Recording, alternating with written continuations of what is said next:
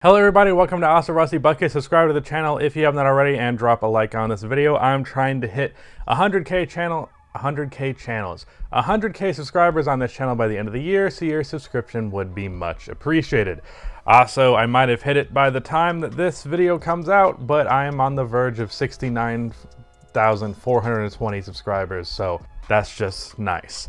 Today's video is the small forwards top 10. The last top 10 that I did was rather controversial because I ranked Donovan Mitchell a good bit lower than most people thought he should be. And I said in my Stephen A. Smith video that I posted yesterday that I changed my mind and that I think you guys were right. Donovan Mitchell deserves to be higher on that list than I did. I would move him up to 2, maybe 3, depends on how you feel about him versus Devin Booker. But yeah, I didn't take his playoffs into account nearly as much as I should have, especially being that that's the thing that I value the most. So Donovan Mitchell, number 2, or at bare minimum number 3 instead of number 5 as I had him. He's better than Bradley Beal and Zach LaVine. Anyways, I also should have mentioned Colin Sexton as an honorable mention in the shooting guards thing, and I did not. I still think Terry Rozier is a little bit better than him, but either way, yeah. Small forwards. I will add the note here, and I should have added this in the last one, that I consider Paul George a small forward now. I understand he's played the 2 with the Clippers the past couple of years, but just in my mind, he's a small forward. And like, I don't have some complex reason for it, and I always see debates about what player is what position. I really don't think it matters. It's just a way of categorizing, and I don't have some strong opinion. If you think he's a 2, whatever. I really don't care. I just view him as a small forward, so he's a small forward. And that's the only logic that I put behind it. I don't think much about it. And I'm adding that Kevin Durant is a power forward, because at this point, I'm like, he should play a power forward. There's very rare circumstances where there is another forward who's bigger than him, and a power forward now is just a big small forward for the most part, as you'll notice from this list, or as you'll notice in the power forwards list. So just take that into account. So yeah, this one has a lot of honorable mentions because this position is rather deep. In my honorable mentions, I have OG Anunoby, who honestly could be, I would not be surprised at all if next year he's like number 8 or 7 on this list, but I'm basing this off of just kind of where they ended last season.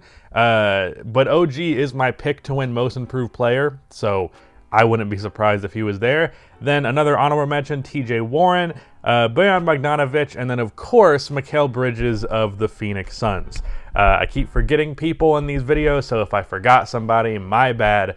And some people will like trying to give me shit like, how do you forget about Chris Paul? Because I forgot about him in my point guards list.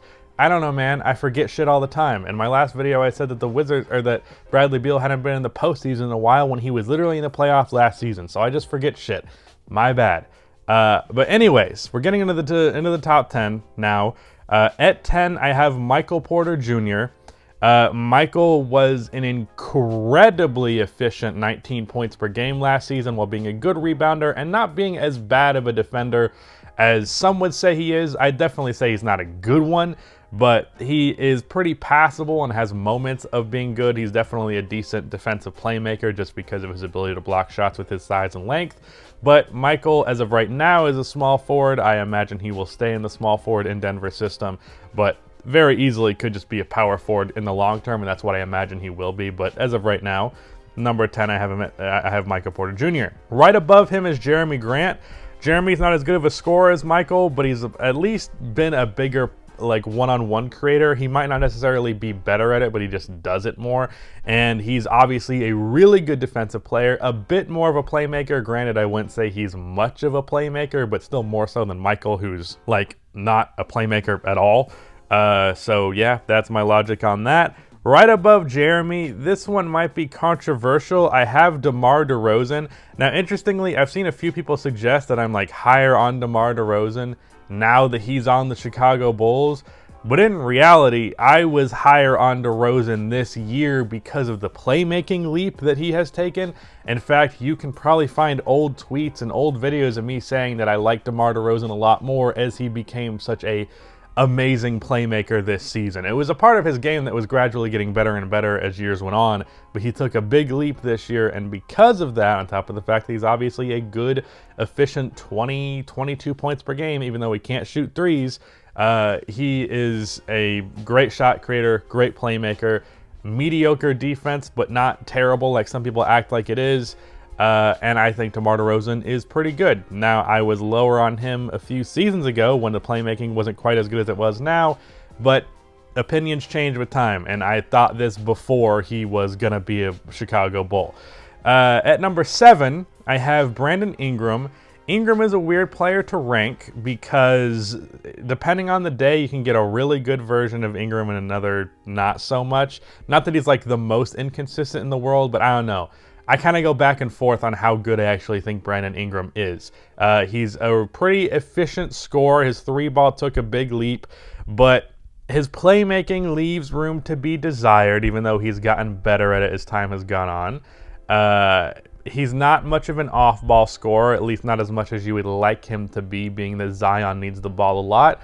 And his defense, while he has moments of being good defensively, not consistently very good defensively. And if he was, I think the Pelicans' defense would be significantly better.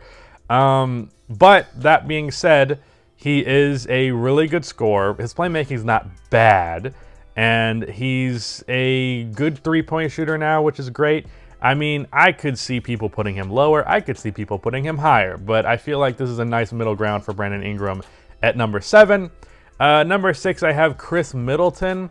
Even though Chris Middleton, to me, plays a lot like a shooting guard, he's been a wing the past couple of seasons. Dante DiVincenzo is the starter next to him at the 2. So whatever position he actually is, this is where I have him ranked amongst these guys.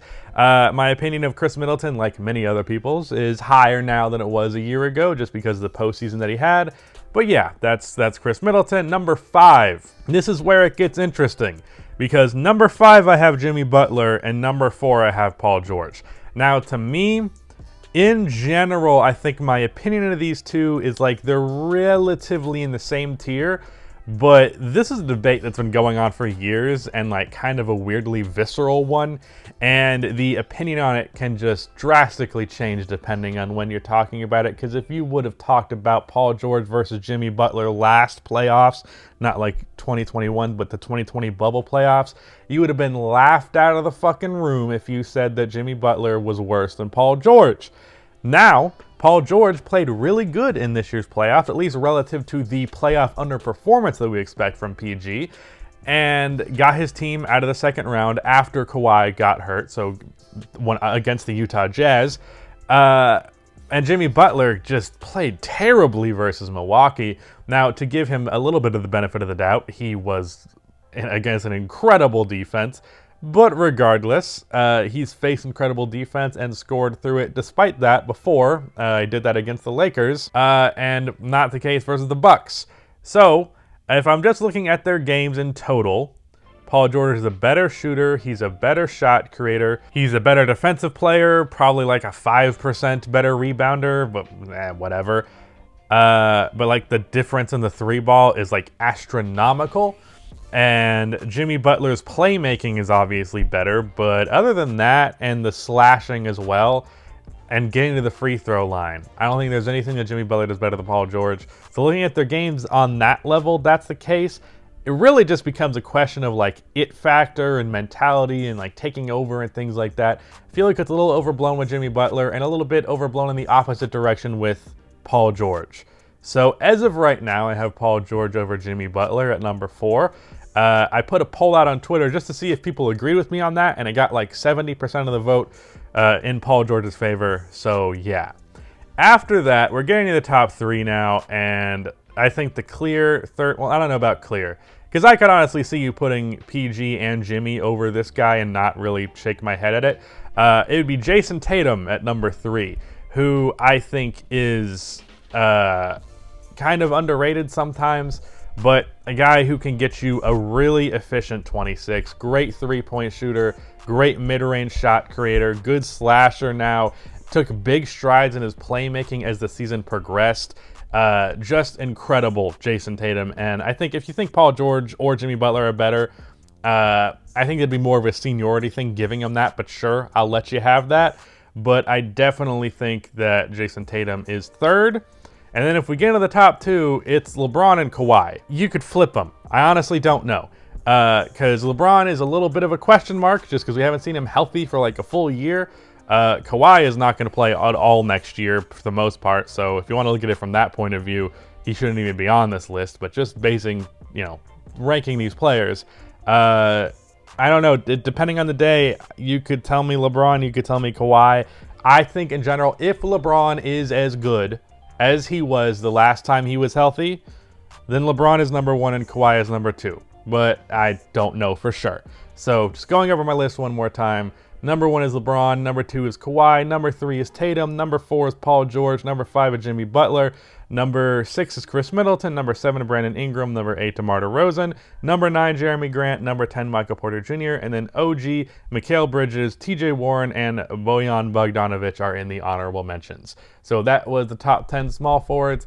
Can't wait to see which player I missed, because I'm sure it happened. Anyways, that is it. Goodbye.